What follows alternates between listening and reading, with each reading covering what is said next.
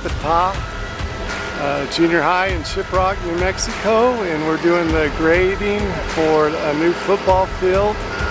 We're trying to cut and balance the site to make sure we got positive drainage to both end zones and to each sideline, and we're just moving dirt right now.